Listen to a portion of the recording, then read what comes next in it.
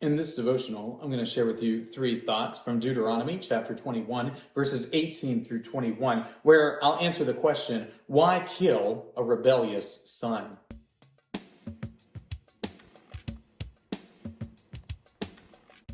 Deuteronomy chapter 21, verses 18 through 21 says, "If a man has a stubborn and rebellious son, who will not obey the voice of his father or the voice of his mother, and though they discipline him, will not listen to them, then his father and his mother shall take hold of him and bring him out to the elders of his city at the gate of the place where he lives. And they shall say to the elders of his city, 'This our son is stubborn and rebellious.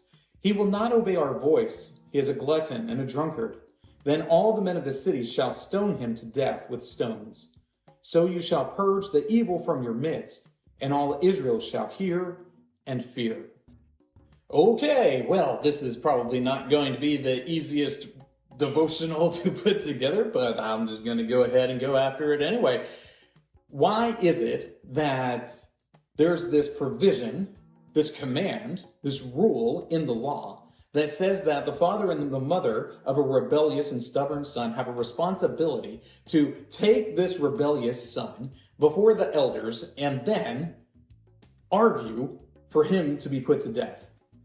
This baffles the imagination of the modern thinker. It is absolutely ludicrous to us to even think that this could possibly happen. But we don't live in an honor society. And as such, we don't really understand the significance of honor like those in the ancient world, particularly the ancient Israelites. So here are 3 thoughts from Deuteronomy chapter 21, verses 18 through 21 on why kill a rebellious son. Thought number 1, the 5th commandment. The 5th commandment is that you shall honor your father and your mother. And this is the first commandment that has a blessing associated with it. And the blessing is this: as people honor their father and mother, then they will live long in the land. This is one of the foundational ideas in Israelite law, that you honor your father and mother, that you obey them, and that you make sure that you are carrying on their good name. This is profoundly significant in the ancient world, and this is a way of showing your appreciation for your parents who have sacrificed much to take care of you.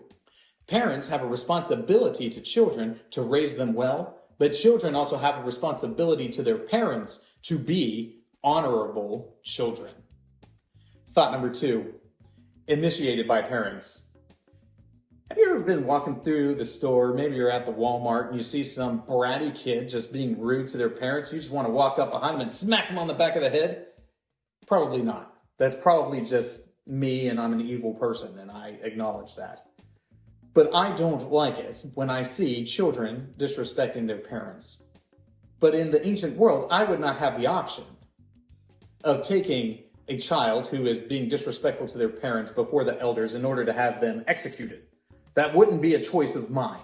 No, this has to be initiated by the parents. The father and the mother have to take this rebellious son before the elders, and they have to argue the case against him. So this gives us a little bit of indication how often this happened, not very often, but also the severity of the rebellious nature of the son. This would be a person who is absolutely disgracing their family, who is not doing anything, and the parents are at their wits' end. They are at the absolute end of what they are able to do with this child. Every attempt to discipline this person has failed. Thought number 3, purge the evil. This is an indication at the end of the passage that something greater is going on here. When you have a bunch of rebellious sons, then the culture destabilizes. This rebellious son who is there in the camp plants the seed of future rebellion.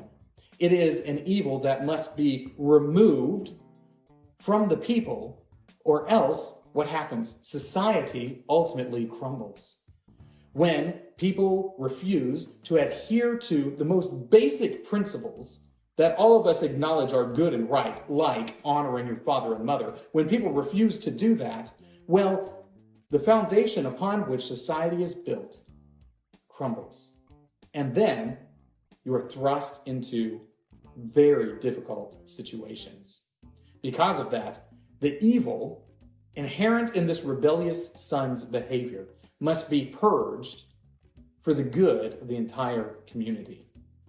These three thoughts come from the assigned reading of Deuteronomy chapters 20 through 22.